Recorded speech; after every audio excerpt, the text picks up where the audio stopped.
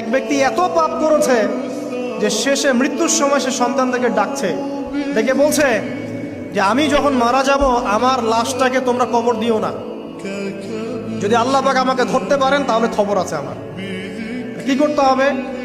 সে বলছে যে আমার দেহটাকে তোমরা পুড়িয়ে ফেলবে এবং পুড়িয়ে ফেলার পরে ছাইগুলোকে একত্রিত করবা, করে অর্ধেক ছাই সমুদ্রে ভাসিয়ে দিবা, অর্ধেক ছাই বাতাসে উড়িয়ে দিবা। সন্তানরা তাই করলো। মৃত্যুর পর আল্লাহ পাক এই সমুদ্র এবং জমিনকে বাতাসকে আদেশ করলেন যে তোমরা ছাই জড়ো করে দাও।